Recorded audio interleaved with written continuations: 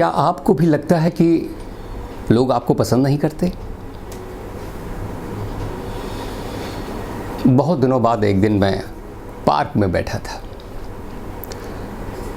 इसी बीच कुछ दोस्तों का फ़ोन आया और मैं उसमें मुब्तला हो गया था। ऐसे में ही एक सज्जन मेरे करीब आकर बैठ गए।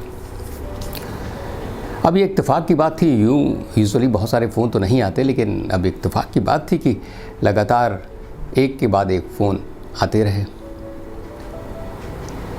जब बातचीत ख़त्म हुई और मैंने फ़ोन को संभाला तो उन्होंने मुझसे कहा कि आप बहुत ज़्यादा बातें करते हैं। मैंने उनसे कहा कि क्यों, आप बातें नहीं करते? बोला नहीं, मुझसे कोई बात नहीं करता।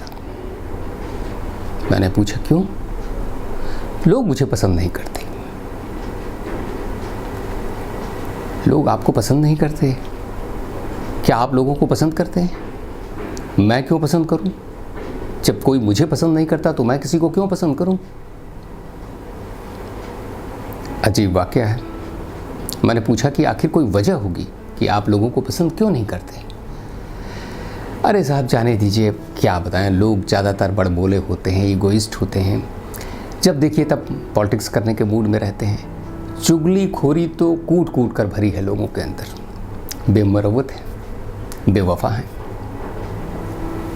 क्या आप ऐसे नहीं हैं? नहीं, बिल्कुल नहीं।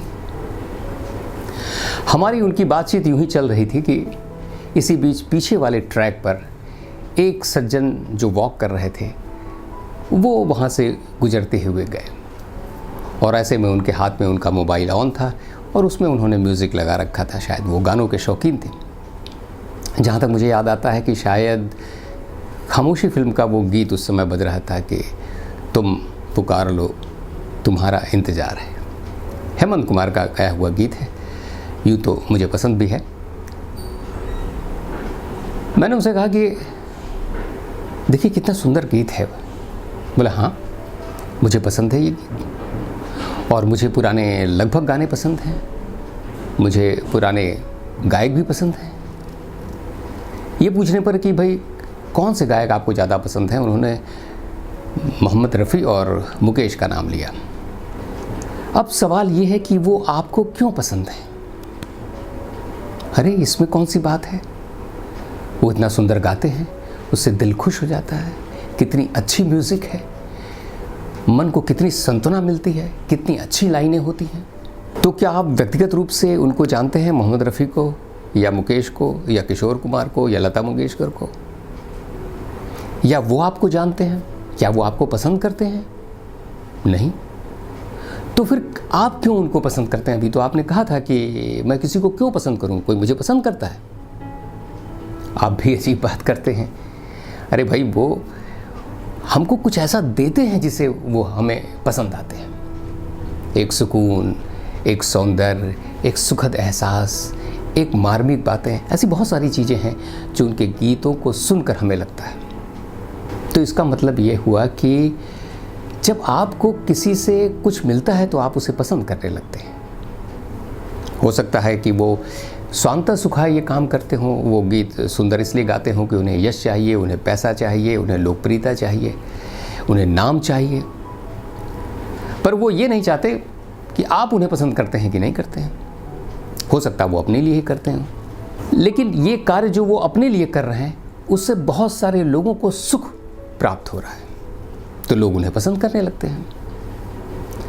तो पहला तो फंडामेंटल यही है कि अगर आपके पास कुछ ऐसा है जो आप लोगों को दे सकते हैं, या अगर वो आप अपने लिए भी करते हैं और वो लोगों तक पहुंचता है, लोगों को कहीं सुख, कहीं चैन, कहीं सहानुभूति, कहीं प्रेम, कहीं सांत्वना उससे मिलती है, ये केवल मनी मैटर की बात नहीं है, तो फिर वो आपको पसंद करने लगेंगे। तो पहला सूत्र तो यही है कि क्या आपके पास देने के लिए लोगों को कुछ है? अब हम में से बहुत सारे लोग ये कह सकते हैं कि अरे भाई अब हमारे पास क्या है देने के लिए, आप अजीब बात करते हैं, हम क्या दे सकते हैं किसी को? ऐसी एक समस्या बुद्ध के समय में भी पैदा हुई थी जब एक किसान ने उनसे पूछा कि मैं क्या दे सकता हूँ किसी को। सवाल कुछ यूँ था कि बुद्ध ने उनसे कहा, उसने भी ऐसा ही पूछा था कि मुझे लोग पसंद नहीं करते। तो बुद्ध ने कहा, क्या कुछ तुम लोगों को देते हो? क्या कुछ दान करते हो? क्या लोगों को कुछ सुख पहुंचाते हो? तो उसने कहा, मेरे पास देने के लिए है क्या? मैं तो खुद गरीब आदमी हूँ, मैं क्या दे सकता हूँ? तो बुद्ध का जवाब था कि क्या तुम लोगों को देख के मुस्कुरा सकते हो? कि मुस्कुराने में भी कोई मुश्किल है। अब ये मुस्कुराना क्या है? ये मुस्कुराना किसी के मन में ये एहसास पैदा करना है कि आप उन्हें पसंद करते हैं। उनको देखकर आपके मन में एक सुख उत्पन्न हुआ, एक खुशी उत्पन्न हुई, और ये एक तरह का एप्रिसिएशन है जो आप उनको दे रहे हैं। और आप देखेंगे कि अगर आप लोगों का अभिवादन करते हैं, आप लोगों को सलाम करते हैं, आप लोगों को देखकर मुस्कुराते हैं, हाथ हिलाते हैं, तो निश्चित रूप से आप भी उसी तरह के रिस्पॉन्स के हकदार हैं और आप भी पसंद किए जाएंगे। तो पहला सूत्र तो यही है कि क्या हमारे पास लोगों को देने के लिए कुछ है? और दूसरा सूत्र क्या है? चार्ल्स डिकेंस जो अंग्रेज़ी के एक महान लेखक हुए हैं, आपने उनकी ओलिवर ट्विस्ट और टेल ऑफ टू सिटीज़ जैसी बड़ी बड़ी किताबें पढ़ी होंगी। जब वो एक पत्रिका के एडिटर थे तो उनसे पूछा गया था कि आप कहानियाँ कैसे चुनते हैं? आपको तो बहुत सारे लोग कहानियाँ लिखकर भेजते होंगे, बहुत सारे राइटर चाहते होंगे कि आप उनकी कहानियाँ छापें, तो आप उसमें क्या देखते हैं?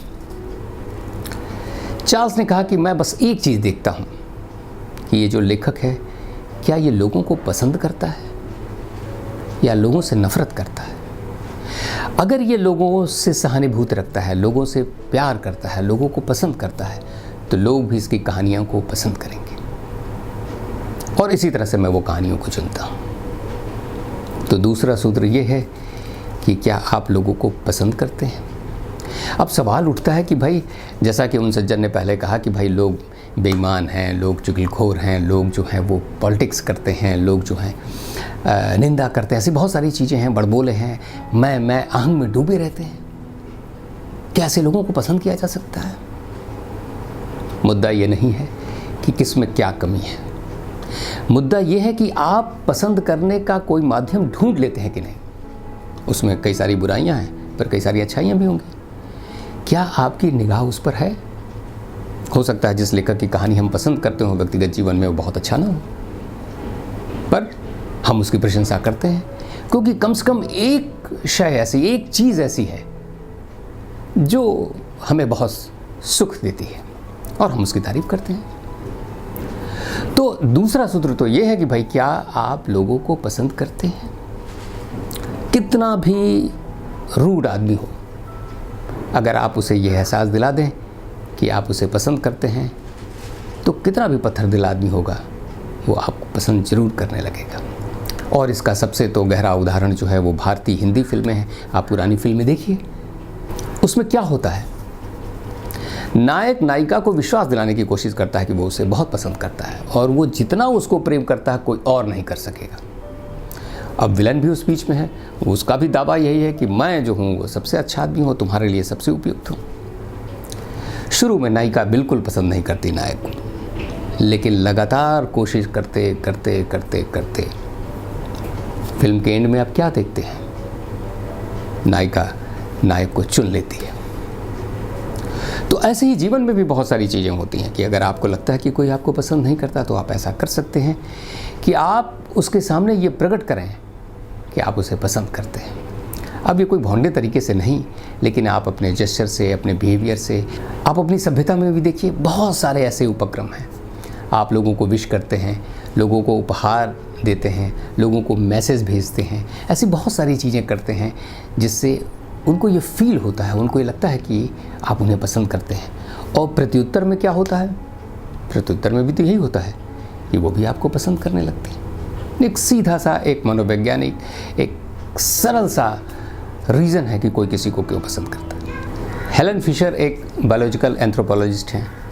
उन्होंने बिहेवियर पर बहुत काम किया है और उनकी रिसर्च ये बताती है कि हम ज़्यादातर ऐसे लोगों को पसंद करते हैं जिनसे बहुत सारी चीज़ें हमारी मिलती हैं। अगर आप एडवेंचरस व्यक्ति हैं, आपको पहाड़ों पर चढ़ना या एडवेंचर वाली चीज़ें पसंद हैं, तो जिस व्यक्ति को ये चीज़ें पसंद होंगी आपको लगेगा कि आप उसको पसंद करते हैं।